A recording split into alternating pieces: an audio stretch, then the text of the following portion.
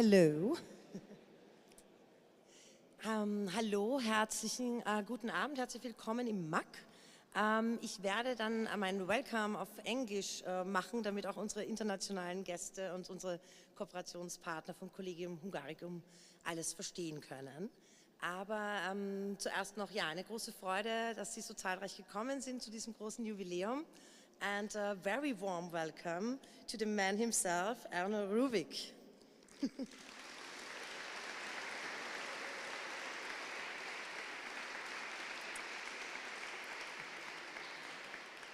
So it is our huge pleasure here at the MAK, the Museum of Applied Arts, to host this cooperation with Collegium Hungaricum, Márton Méhes, who has initiated this idea on the occasion of two anniversaries. One is the one of the cube that we all know and love, the magic cube, Rubik's Cube, which has turned 50, and Mr. Ernő Rubik himself, who has turned 80 years. But not only is the cube a work of design and also becoming a work of digital culture, we had the huge pleasure of having a young team and group of speedcubers already here this afternoon, and the world record is at 3 seconds 13, which sounds insane to me, but what I have witnessed myself here was not less impressive, and my thanks goes on behalf of the MAK to Laura Pirgi, my colleague from education, and Viktor Kalmar, and all the speedcubers who have been here. And without much further ado, I want to introduce the speakers of this evening. First, we will hear from Rita Halvesi, a keynote speech to introduce the work of Ernő Rubik. She also curated a display showcase of personal items from the archive. You can see early prototypes, drawings and patents, and also other games than the cube, still until Sunday here at the MAK. And afterwards, we will have the pleasure to hear from Mr. Rubik himself on a panel accompanied by Márton Méhes. So again, on behalf of MAK, a very warm welcome, and the stage is free. Thank you.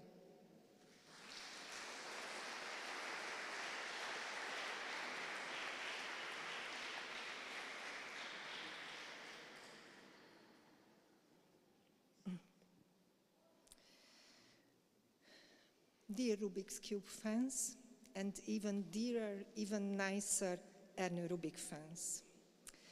I have to start my speech with a warning, with a so-called service announcement, because huge numbers and great words will be flying in the air for the next 15 minutes. And if you think that I am a deeply influenced curator or design expert or design professional here, you are definitely right. But I am full of hope that by the end of this event, you will be also deeply influenced, heavily influenced by the Rubik's Cube, or even the creator, Ernő Rubik. In fact, the Rubik's Cube is a success story beyond any kind of imagination, and it's full of fantastic, surreal, or breathtaking elements, links to the past, but I am convinced that, I am absolutely sure that it's not a retro object. For me, it's a present-day object. The cube is alive, the cube is well, enjoying its many renaissances. Around 7 million units of cube are sold each year, and this figure is still rising by nearly 20% per year. So I may have tears in my eyes, but the real reason of it is not because I am in nostalgic feeling or something like that. The cube is much more than a symbol of the 80s, much more than a design classic. You are fully aware that it was added to the permanent collection of Museum of Modern Art in New York in 1981. Its Hungarian inventor, Ernő Rubik, when the production and distribution of the Magic Cube in Hungary started in 1977, wished in his wildest dreams that 1 million pieces could be sold. This number was reached in 3 years, by the end of 1980, with local distribution in Hungary alone, in a country of 10 million people. Official international distribution began in 1980, with the lion's share going to 7 towns on the UK market, the American company Ideal Toy, and now the rights are held by Canadian-based Spin Master, and after almost 5 decades, more than 600 million copies sold, according to the latest official figures. The years of the cube craze can be dated back to the early 80s. It was a global phenomenon. This mass hysteria was described in the newspapers of the time as a pandemic. The Rubik's Cube was simply called by the Hungarian horror an infection that ruined marriages, led to divorce, job loss, failing university exams, losing one's mind, causing confusion and addiction, distracting lovers from love, students from learning. It has been called a diabolical invention by which a small country behind the Iron Curtain has invaded the whole world. It has been compared to a weapon of mass destruction invented by the communists to drive the West mad. By the early 80s, some 150 million cubes had been sold. There was no place on Earth where the cube hadn't been found and understood, more or less. From native tribes in the Amazon to researchers at MIT's computer laboratory in Cambridge, everybody was fascinated by this small 3D puzzle. And once this little toy, it is in hand, we understand intuitively how to play with it. We don't need any kind of written instructions or set of rules. We know how to turn it, how to twist it. One of the charms of the cube, the Rubik's Cube, is its simplicity, and at the same time, its incomprehensible complexity. You can seem to understand what to do with it in the first minute, but then, unfortunately, for most of us, a lifetime is not enough to find a solution, to figure out how to solve it. So, in fact, its internal laws of operation are incomprehensible to us. The cube has one solution and over 43.2 quintillion possible combinations of colors, step numbers, or permutations. As one of its contemporary critics wrote, Rubik's Cube is good for 43.2 quintillion headaches. The cube is full of contradictions. It's a paradox. It's very difficult to solve.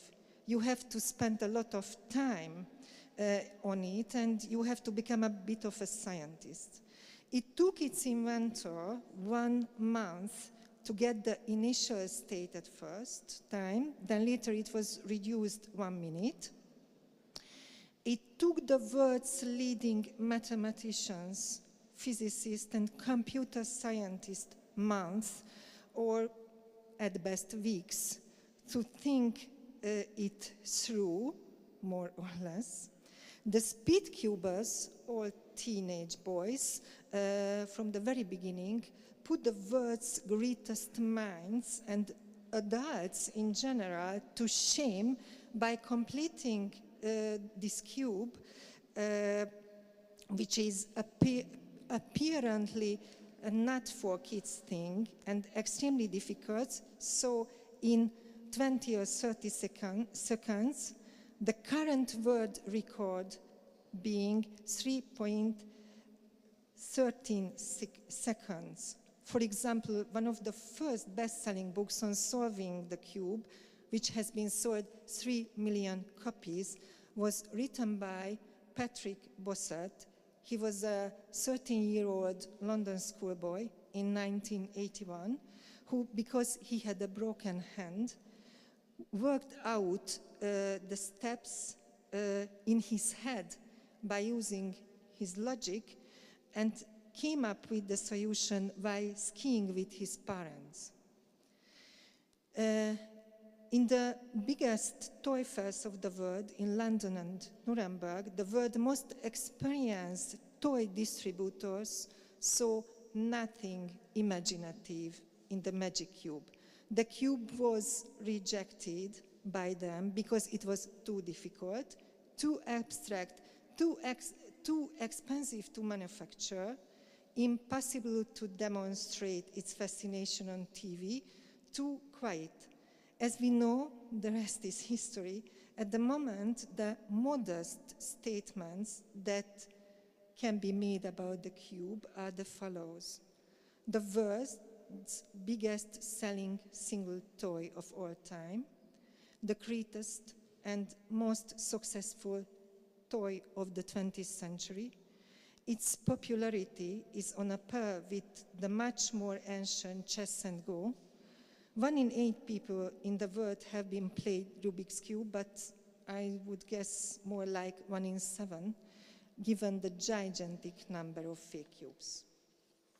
So, what is the secret of the cube? What is it that works for everyone at all times in every corner of the world, regardless of age, gender, or education? According to some theories, the cube is an archetypal sign, like a cross or a triangle or a sphere. The image of the cube can be found in the collective unconscious of humanity. This is further reinforced by the fact that the cube has a 3x3 triple structure. The number 3 is an archetypal number. Also, you can find it in our collective unconscious, which is how we arrange the world around us. Many people see playing with the cube as an archetypal word process. Scrambling and unscrambling the cube is like a ritual. It is what we do in life. We make a mess out of order, and then we put it back in order again. That is, we seek harmony. Cosmos becomes chaos, and cosmos again. This is what Ernő Rubik says about it. The drive to become able to change and metamorphose, to get control over a tiny bit of our environment, to win, and the passion seize our luck must have been with us for thousands of years. It is our primeval ambition to bring order out of disorder, to control chaos, then destroy only to prove later that we equipped with the facilities to put things in order again. Over 50 years, the cube has become irreversibly embedded in our culture. The Rubik's Cube opened a new chapter in the history of toy design and popularized 3D puzzles. In the 80s, not only the cube fever, but also a 3D puzzle design fever broke out in the world.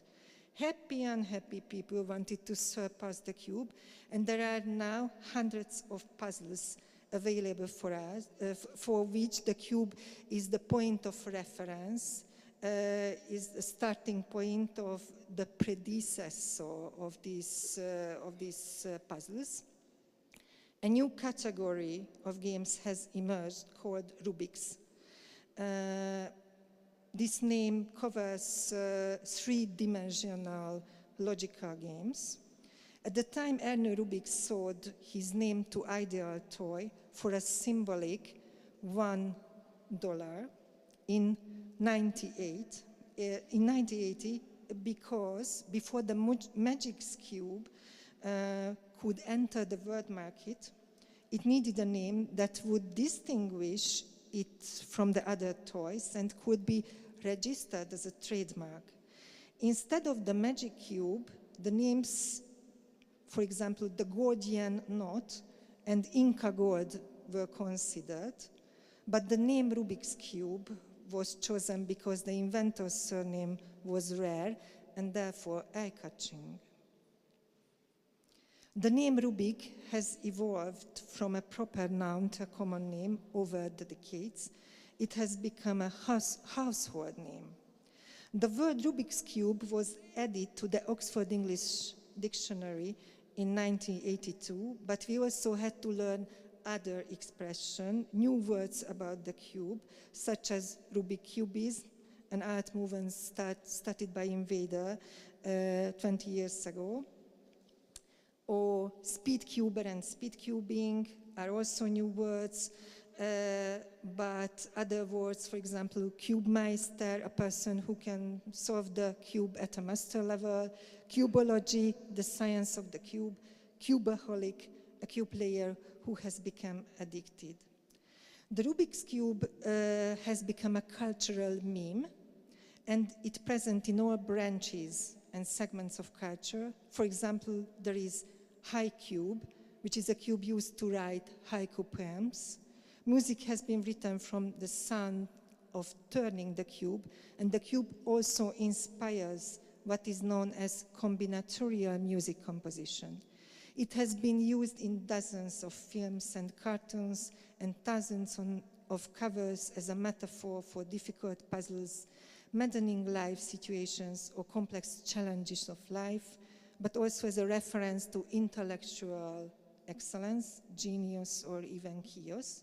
In many cases, in these images, cube is a substitute for Earth, our planet. There is practically no field of science in which the cube hasn't appeared.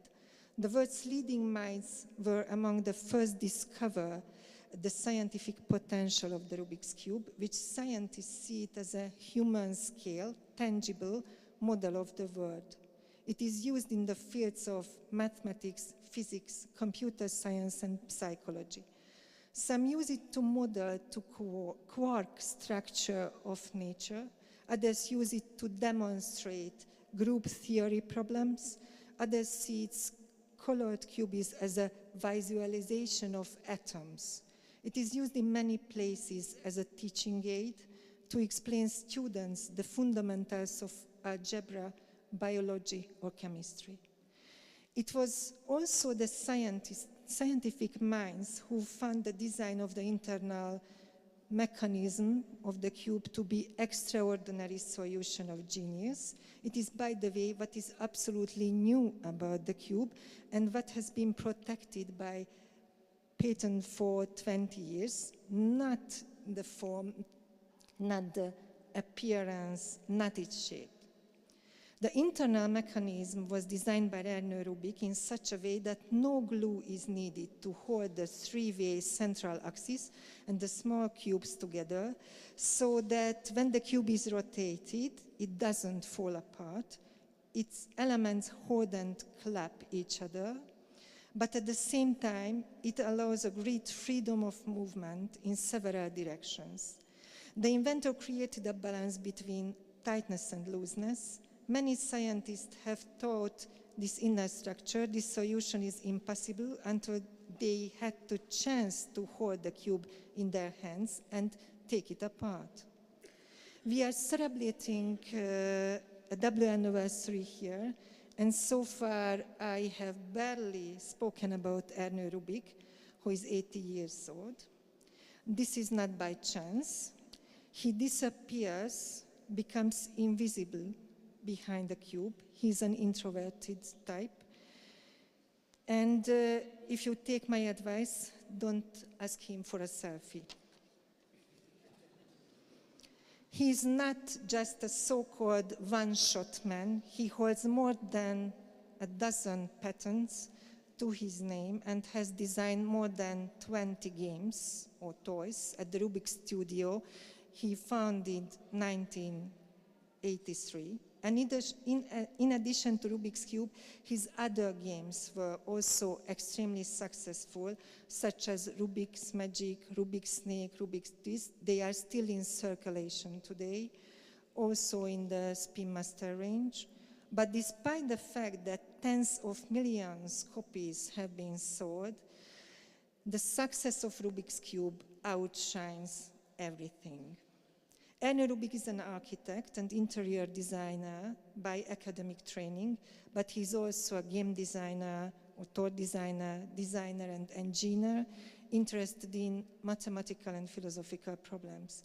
We are talking about a 20th century polymath whose work is a concentration of most diverse fields of creativity and knowledge, all at the same time. He is a crossover between different areas of human culture, and he links these areas of knowledge. He works as the intersection of art, science, design, technology, and play. The Rubik's Cube is a forerunner of STEAM thinking, and its most successful example. According to Ernő, if he had to formulate the message of the cube in a single sentence, he could say, mathematics is beautiful. He sees the cube as an object of nature and often refers to himself not as an inventor, but as an explorer. He says he hasn't invented anything because the cube has always existed, already present in the world. The cube is just something that has to be found, recognized, because it is the embodiment of eternal natural laws. According to scientists, the cube is a metaphor for the natural sciences. All Ernő Rubik did was to give a perfect form to existing scientific laws. And to make life even more complicated and not to leave the museum with ready answers in connection with the cube, I will tell you that Ernő Rubik likes to say that the cube is a piece of art. In fact, he considers many of his works, for example, Cube Man, Rubik's Snake, and the cube itself, as mobile sculptures. In his youth, he thought he would become a sculptor.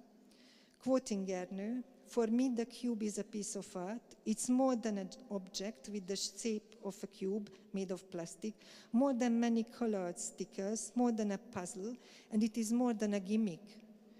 Like other pieces of art, the cube is more than itself. Though it may look very simple at first, it is in fact rather complicated and complex at the same time. Still, in its beautiful complexity, despite its many transformations, it remains a single unit." I began my speech by saying that the cube is not a thing of the past, but an object of the present. In fact, I was wrong. The cube, although I am a design professional, slips out of my hands again and again. The cube is not an object of the past or the present. For me, the cube, the Rubik's Cube, is a work of art, detached from time and space, a timeless, eternal masterpiece that, because it embodies natural laws, could have been born at any time. We are very fortunate that, by the grace of fate, we can also enjoy the company of the Creator and his creation. Ernő Rubik wanted to make the cube as perfect as possible, which means that you can neither take from it nor add to it. It is good as it is, in all its incredibly complex simplicity. I would venture to say that in the case of Rubik's Cube, we are talking about perhaps the most universal and democratic artifact or toy, who knows, in the world, a magical metaphor for our magical lives, which we understand very little. God save the Rubik's Cube, God save Ernő Rubik.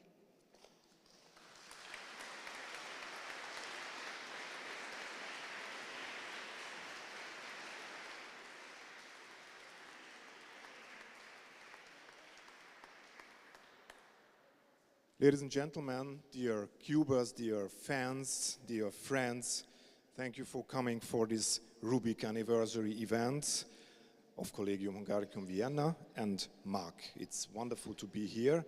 It's great to have you here. My name is Márton Méhes. I'm the director of Collegium Hungaricum Vienna. And I will have the pleasure to moderate a panel session together with Ernő Rubik, but also together with my friend Rita, whom you just heard. And thank you so much, Rita, at that point for this fantastic overview about the history of the cube, about this phenomenon, and of course also about Ernő Rubik himself. So thank you very much, Rita, once again. And now I think we should come to the protagonist of this evening, and I would like to give a very warm welcome to Mr. Ernő Rubik.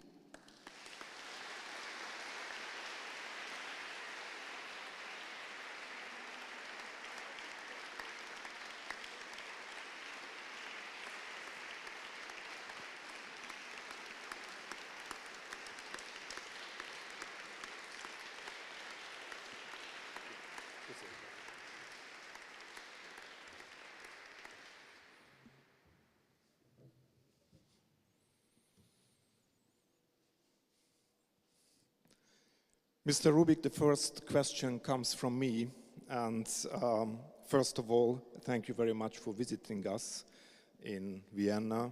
Many thanks for accepting our invitation. And actually, the occasion of this conversation today is the 50th anniversary of your revolutionary innovation, which is the cube. It's 50 years old, like me, by the way, and it appears still the same. Somehow timeless, as Rita said. So, allow me the question, what's the property, what's the value of the cube that the cube still has 50 years after its discovery? And this is your micro. Thank you. It's not happen every time. Probably we need to wait for another 50 years to have a 100 years old anniversary for the cube. But many of the boys and girls who are here, I'm sure they will witnessing this event as well. So thank you the possibility to be here and to show some of my requisites of my work on the tables, and probably it gives you some feeling what does it mean to work on this type of objects. The cube is my boy, I can say, and I don't know why, but I feel it's male. It's because of the corners, because of the strength of it, because of the simplicity of it, and so on and so forth.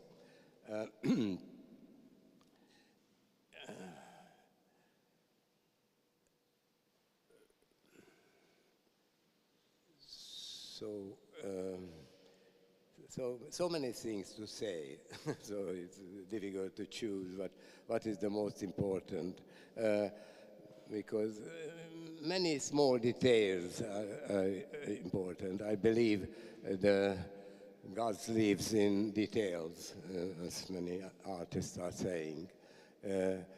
It's very important to run for perfection in our life. If you are doing something, I think the cube is a good example.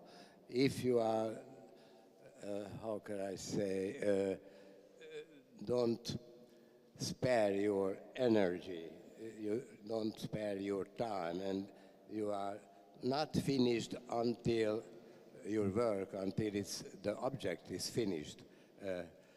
And in that sense, you will arrive something that is stable, and you don't need to change after that.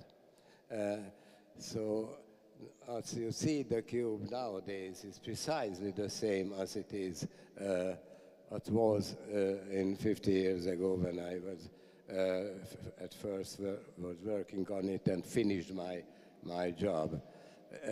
It's a process. It was necessary to find the right color, the forms, the size. For example, I remember when I defined the size, I reduced it 2 millimeters on edge because I felt it's too big. So that's probably according to my hand size. And it seems it fits to so many people hands today. Actually, so many people, yes, that's completely true. And we have also different generations here at MAK today. So from very little boys and girls up to the elder generations. And everyone is influenced or infected somehow by the cube. So it is something over generations, over different ages. So it is a democratic object, as Rita said, but it affects all the generations. How does this come? You know, there is an old saying for a newborn child, every joke is new. So that's these 50 years, it was an interesting 50 years for human being. Thinking about the anniversary and so on, I was thinking about the time that was run out in 50 years. Interestingly, in the middle, there is the turn of the century, 25 years before and after that, close to. And in the population of Earth doubled precisely in these 50 years. How can I say it's good or bad? As most of the things are full of contradictions, partly very good and partly generated problems as well.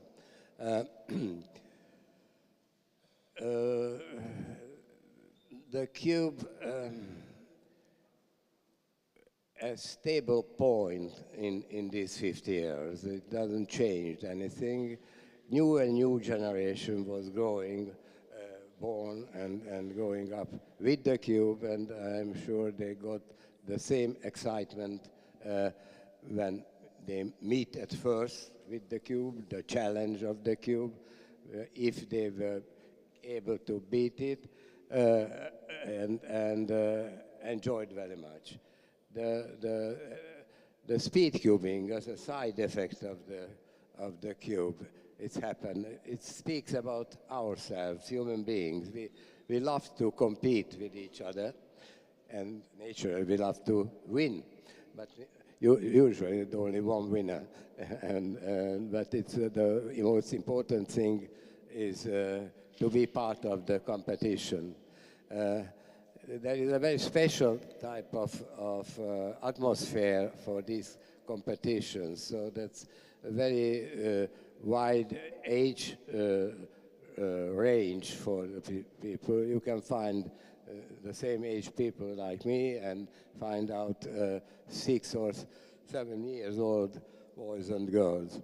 Luckily, I see more and more girls are playing with the cube and getting better and better. At first, it was the boys was characterized the most good players, but there are very significant good girls as well. So, and what else? So many things to do, to say, but I'm very happy to be here and to able to show you some of my works on the tables, and you can get some feelings. What does it mean to be consistent in your work? Ernő, 5 minutes ago you said that the cube hasn't changed in the last 5 decades. I don't think so, because as I see the cube, it has an evolution in the last 50 years. At the beginning, it was deeply, how can I, links to the possibilities of the socialist era. I mean the production, the socialist industry. And as far as I remember, at the beginning, that was difficult to turn. For example, some of the cubers used Vaseline and dripped inside the cube to make it smoother or easier to turn it. And I think in the last 50 years, the technology has changed a lot. Has the way it is made changed at all? Has its internal structure changed in the last 5 decades? How do you see it? The cube at first was manufactured a very traditional way, yes, by hand, and very primitive tooling, and the material was not the same. It was more heavy, for example, and at first we used the colors by stickers, which probably helps if you would like to solve it, because take off the stickers, so you can cheat. What is in contradiction with my basic thoughts. The cube is a closed structure, so it's you can't beat it, keeping the rules, take it away and put it back together by piece by piece. It's not the way to do it. It's the way is for understanding and discovering the rules, discovering what's happening, and using this knowledge to be able to move on the right direction. So that's what human beings are doing in general, according to our surroundings. Try to understand the environment, the nature, and with using this understanding, we can make it more comfortable for ourselves. Ernő, the name Rubik stands for a series of different puzzles that has been followers, actually, of your original design. What do you think about all the following designs by others? That's the nature of trade. If you have something that has got a name, many versions and with some differences appears on the market. The trade thinks that's the way to sell.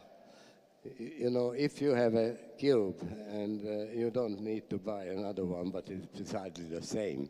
So that's much more entertaining to have something different. So in the meantime, thousands and thousands different versions of the basic idea was born for all around the world.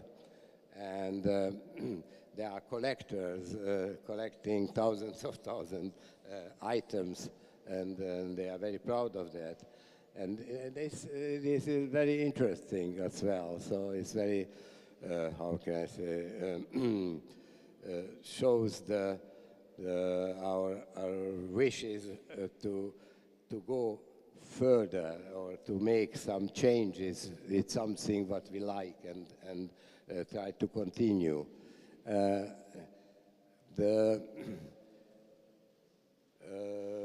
The internet was born in the same time as the cube, and in the very beginning it was a network between universities, and it was used for exchange ideas about the cube as well. So it's called Cube Lovers, and they had a long history to try to discover the solution of the cube, the understanding of the cube.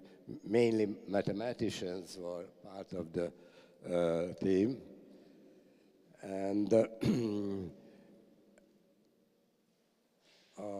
the other ones shows the fantasy of people. So that means to modify something is all the time. It's interesting. What is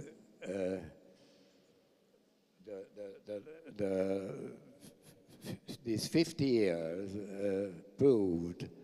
It's you are able to make something what looks like the cube with different changes and differences, but nothing happened, nothing born what is better than it is.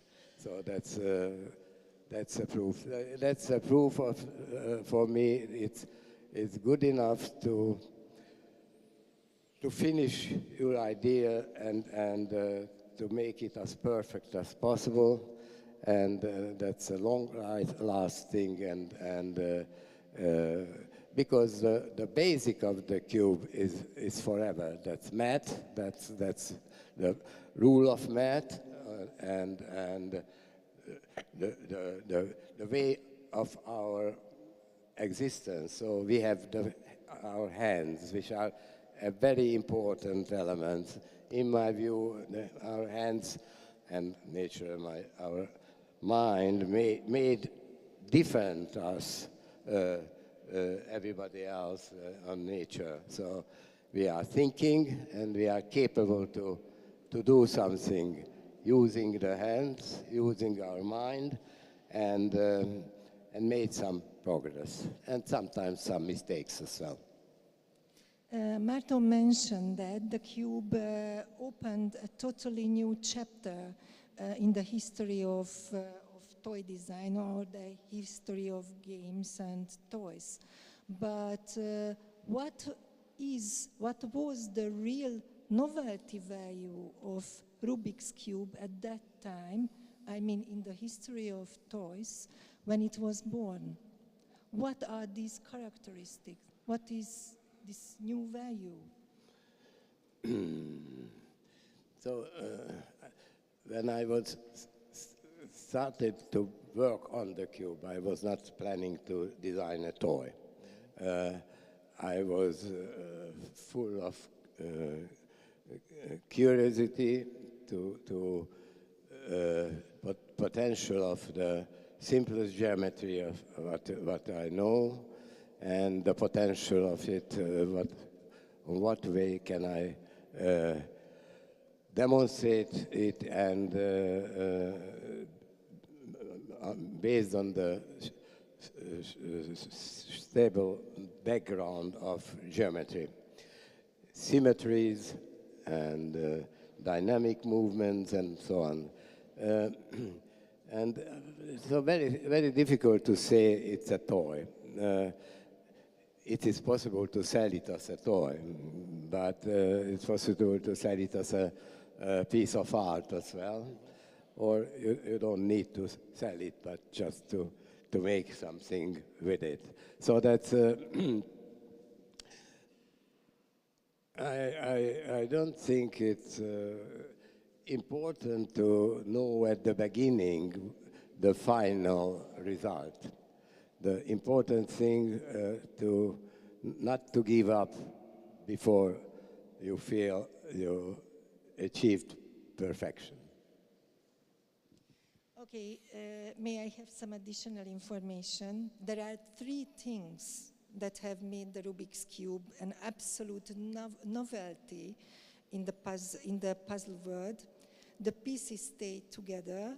More than one piece moves at the time. The pieces have orientation as well as position. You can continue. Actually, just as Rita said before, it's a new category, a new genre was born with Rubik's Cube, with all the followers and all this wide range of following products or art pieces.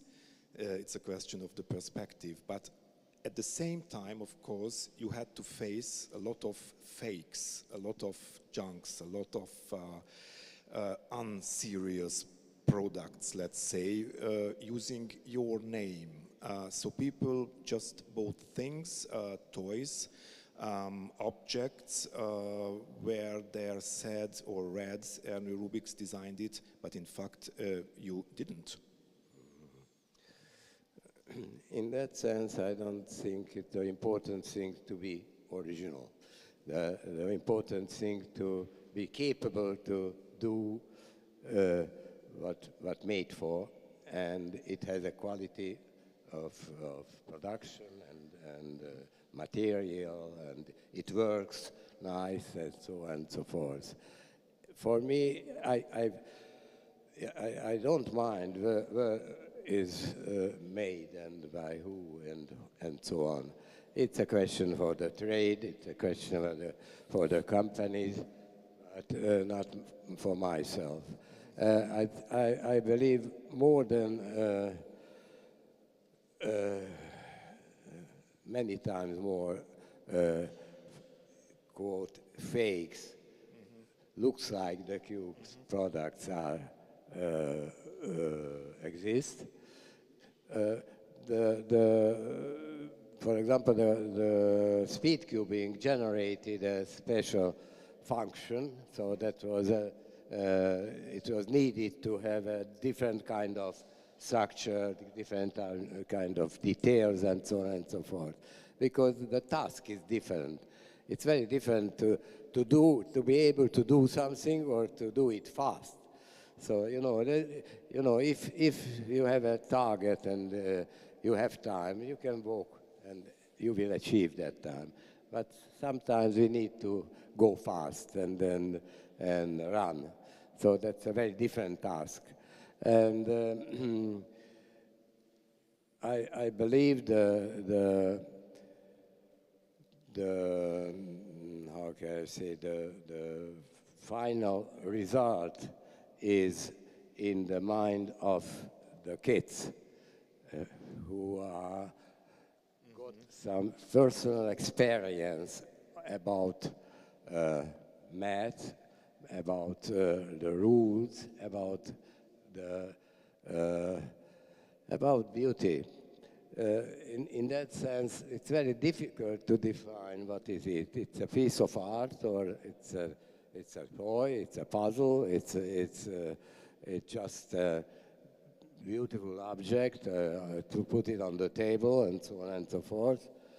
But it depends on you, what you are able to see inside.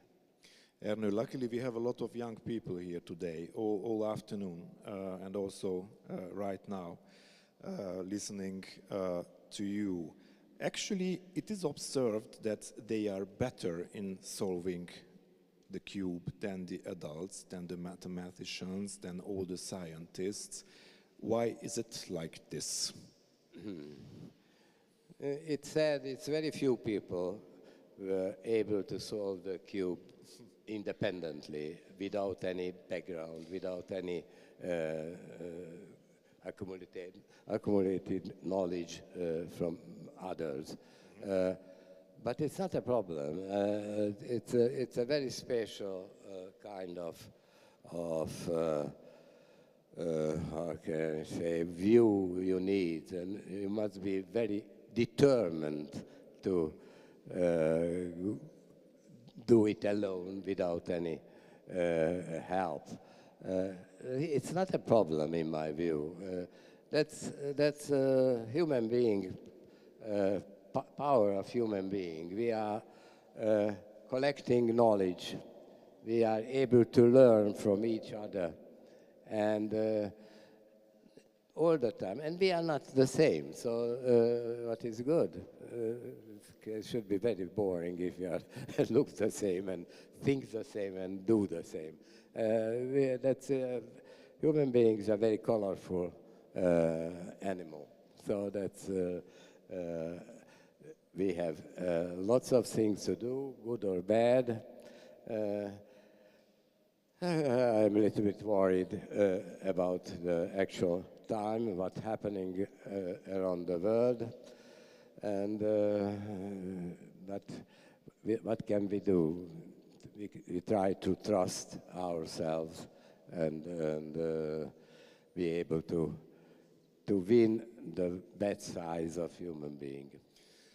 I mean, if we are listening to you, we are more and more convinced. I think that this cube is really a model of the world, just as Rita quoted. Finally, I would like to ask you one more question. Looking back on this fantastic, extraordinary success story of your cube after 50 years, what do you feel? What do you think about this story today?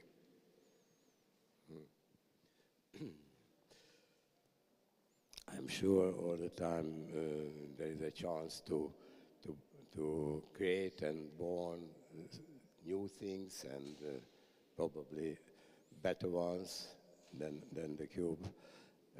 But I'm sure that, it will be on the list forever. Thank you so much. Thanks. Ladies and gentlemen, Ernő Rubik.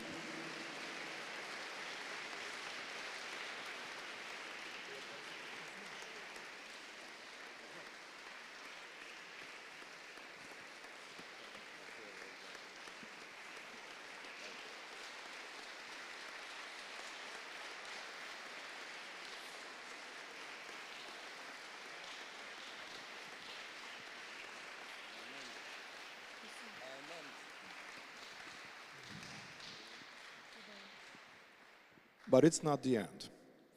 Actually, now we would like to open the floor and give you the chance to ask questions. We have a good. We found a good compromise to have 3 questions now from you, and otherwise we have another possibility to, let's say, keep in touch with Ernő Rubik. So, if you don't have a question right now, or there is not enough time for your question, then you can just write an email to the general address of Collegium Hungaricum Vienna. You will find it on the homepage. And after consultation with Ernő Rubik, we can assure you that we will deliver an answer soon. So if you think you must know something that you couldn't hear today, then just take this chance, or the other possibility is just to ask 1, 2, 3 questions right now directly from him. So if you just raise your hands, we would like to, we will try to find you. Please, you will get a micro. Hi, it's a really big honor to talk to you. I wanted to ask you if when you started working on the cube and trying to find a concept, if you already knew how it would be solved, or if you had to solve it yourself and find your own way and strategy. Thank you.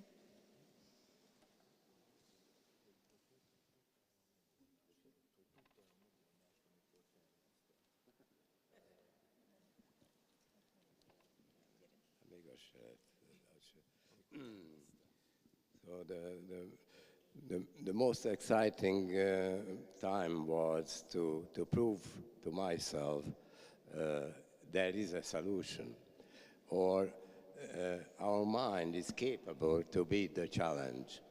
So because of the infinite number of possibilities, because of the hidden rules to discover, and it was a long period of time. So I was working on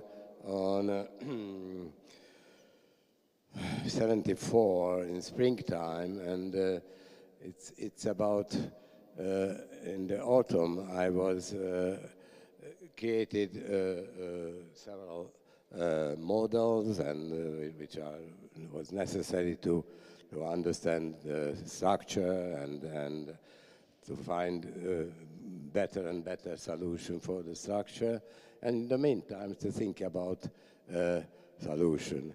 So I can't say my solution is the best one. So that's, but I was very happy when I was able to control what's happening.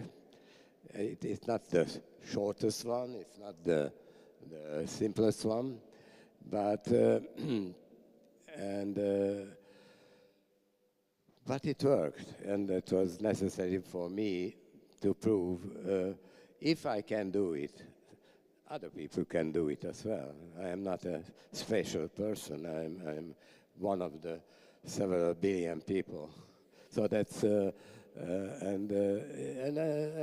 after that it was a proof that other people can do it as well independently. It says not a lot, but using our potential of collecting knowledges and sharing the knowledge, a whole literature was born in connection the solution of the cube, and more complicated or more simple ones, and so on and so forth. They are using algorithms or not using algorithms, and so on, so heuristic ones, and so on and so forth. So what is a very interesting picture of how our mind works. Thank you so much. Thank you also for your wonderful question. Anyone else? Yes, please, here in the middle. We have a professional. Hello, Mr. Rubik. In 1982, you were at the World Championships. How did you feel like when so many countries came just to compete in that competition? And did you think that there are going to be competitions again 20 years later?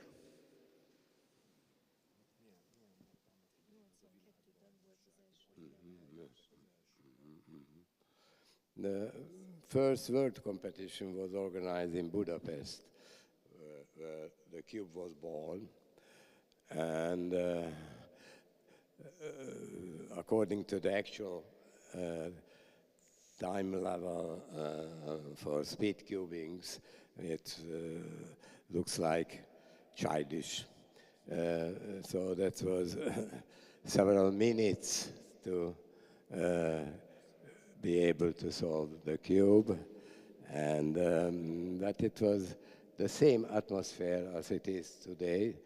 But I just try to follow what's happening in connection with this. So speedcubing by itself, it's some kind, for me, it's some kind of side effect of the history of the cube. So that it was necessary to generate modifications of the structure. It was to make it lighter, to make it, it's a very important factor, for example, not to make complete turns, but about 3/4 turns is enough to change the directions of movement, and many other things. So so many small details. And interestingly, in the same time, started to solve the cube by robots. And right now, the record of this is less than a second by robot. So that's something that we will not able to compete, but there are several discussions. It's possible to go down under 3 seconds or not, and so on and so forth. But it's as every sport, every competition. It's people would like to be able to win or to get good results and so on. And the atmosphere of the speedcubing competition, it's very nice. There are generations are there, different age groups in the same time, and a very friendly atmosphere from all over the world, what is a very interesting event. And, because of the COVID, it was reused in the period of COVID, but I was surprised to see that after the COVID, the second year was higher than was before the 1 year, how many events was held, how many competitions. By the way, this was a question of a former champion in speedcubing, so thank you for coming and joining us. We had a lot of fun here this afternoon with speedcubers and with some very good results, as I could see, with around 6-7 seconds. Yes, so quite impressive. Thank you so much for that. Yes, and then we would like to have the final question, and I see someone there in the back rows. Yes, the lady. Good evening. So earlier we heard that the Rubik's Cube was at some point seen as propaganda, or at least considered to be that. How was the feeling to realize that you've created something that interested so many people that, quote, high power saw it as a threat? Was that almost amusing, or were you actually concerned for a second that it was completely misunderstood, or how did you feel about it?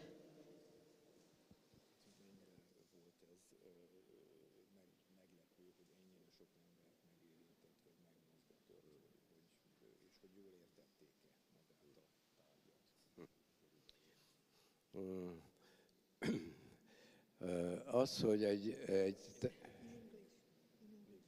tessék? Yeah, sorry. Or we continue in Hungarian. I'm sure lots of Hungarians are here.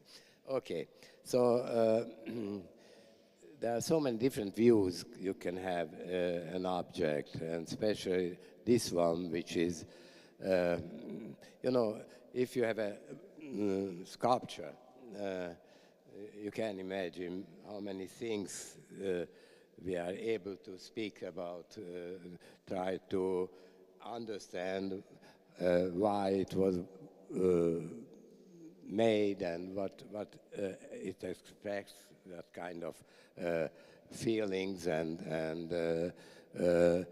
from the past, for example, hundreds of years before. And as I said probably before, for me, the cube is a piece of art. Art has that kind of nature. It has so many meanings because it depends on us what we discover by it, using as a starting point. So in many areas of life, in music, for example, has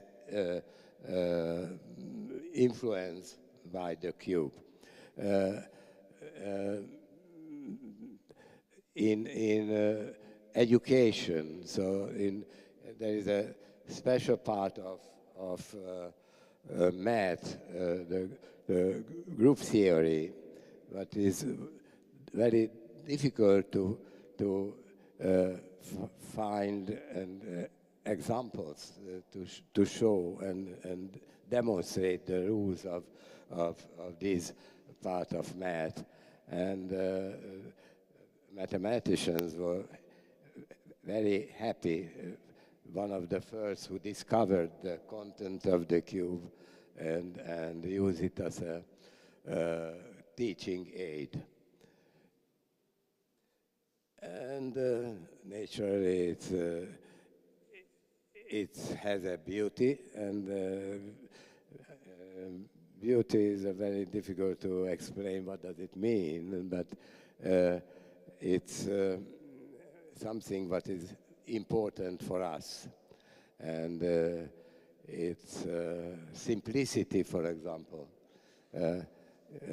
It's very important in art, in my view, and because simplicity is not in contradiction with the content. If something very simple, it can be very rich in content as well. Ernő Rubik, thank you so much for these answers as well. Simplicity and beauty, that's a wonderful closing word. Ladies and gentlemen, finally I really have one important task more. I have to ask for some attention that I can thank all those who have made a significant contribution to the success of today's, well, rather complex program. First of all, I would like to thank MAK, the Museum of Applied Arts Vienna, for this excellent cooperation project, for the possibility to be here in this fantastic hall tonight, to have live streaming, for the opportunity to have this extraordinary exhibition here, for the workshops. So a big thank to the team of the MAK for all the effort and the support to make this visit possible. I would like to thank Vienna Insurance Group for the indispensable support. VIG Vienna Insurance Group is a partner of this project in alliance with two more insurance companies of the group in Hungary, with the Alpha Insurance and the Union Insurance companies.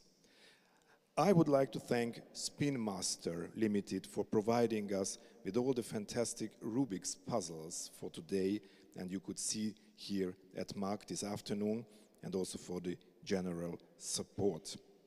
I also thank the Attaché for Science and Technology of the Embassy of Hungary for his valuable contribution to the Rubik mini video portraits you could see here in the afternoon on the screen, and they are still available on the YouTube channel of Collegium Hungaricum Vienna, so you can still have a look at these mini portraits. And last but not least, of course, I really have to express my gratitude to two persons. It is Rita Maria Halasi, who helped design the project from the very beginning, actually was really initiating the whole story. She was also linked to Ernő Rubik. She largely conceived this event today, curated the pop-up exhibition, and was also heavily involved into the preparations. That was a marvelous multitasking achievement, Rita, so I really would like to thank from the bottom of my heart for that. Thank you so much.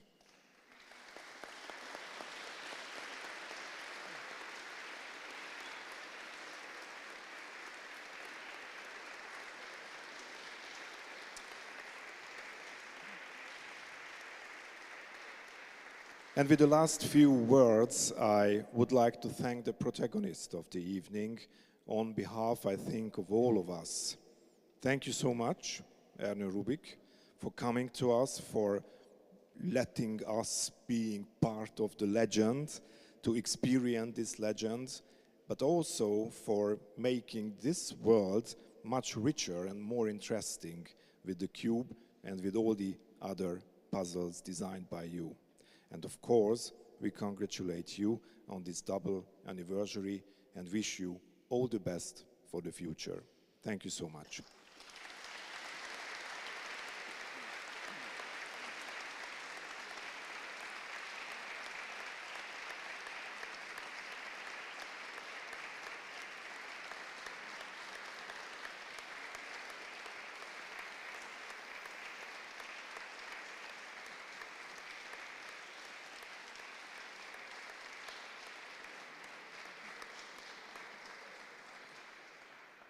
And ladies and gentlemen, thank you so much for coming today. You've been a fantastic audience. Have a nice evening at MAK and in Vienna. Thank you.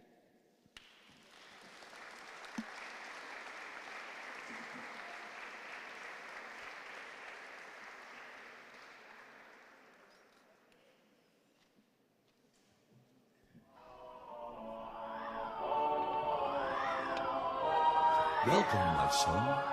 And what brings thee to the gates of heaven? Well, it all started like this.